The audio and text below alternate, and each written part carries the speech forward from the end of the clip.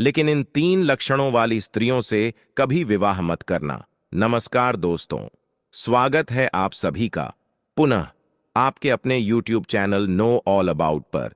प्रिय दर्शकों, इस वीडियो में आपके लिए लेकर के आए हैं एक ऐसी कहानी जिसमें आपको बताया जाएगा कि अपनी जिंदगी में कुंवारे मर जाना, लेकिन इन 3 लक्षण वाली स्त्रियों से हमेशा बच करके रहना और इनसे कदापि विवाह मत करना।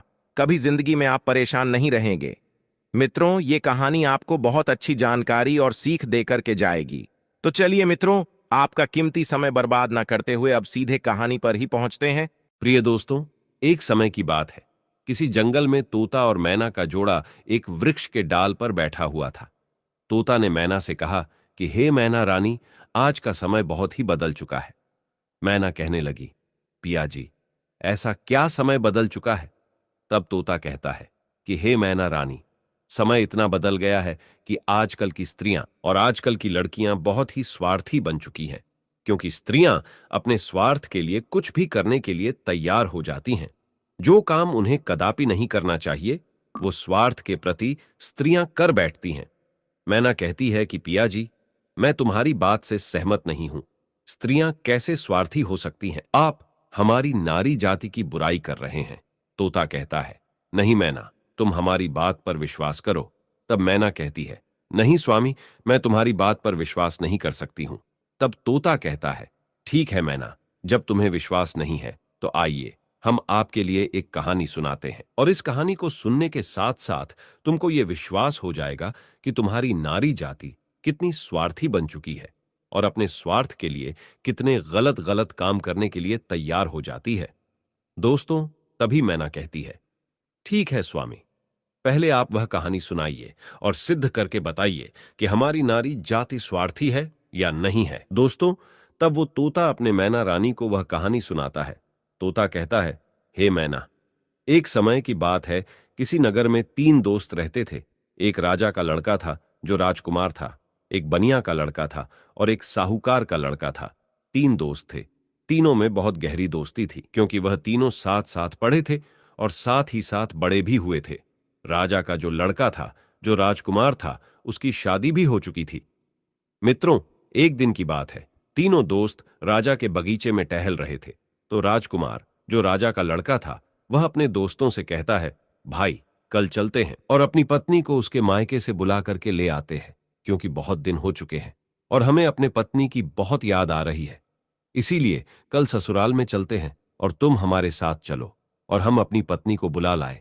तब इन दोनों दोस्तों ने कहा, जो साहूकार का लड़का था और बनिया का लड़का था, इन दोनों ने बोला, भाई, तुम तो अपने ससुराल में पहुंच जाओगे और ससुराल में ससुर जी के महल में आराम से सोओगे, लेकिन हम कहां जाएंगे?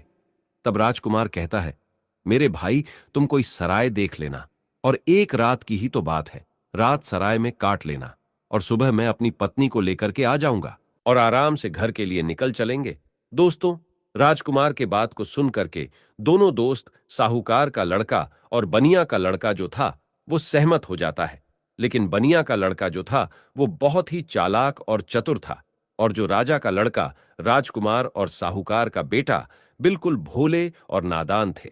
दोस्तों, दोनों दोस्त जब सहमत हो गए तो दूसरा दिन होता है और दोनों दोस्त अपने दोस्त राजकुमार के साथ में वहां से चल देते हैं।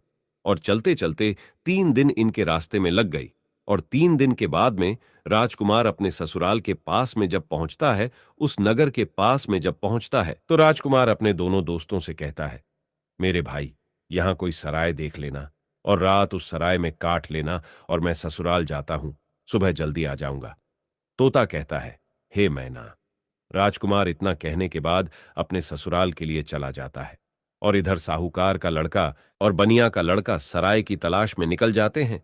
ढूंढते ढूंढते उनको एक सराय दिखाई देती है और सराय के जब समीप पहुंचते हैं तो उन्होंने देखा कि यहाँ खाने पीने की भी व्यवस्था सही है और रुकने की भी व्यवस्था सही नजर आ रही है।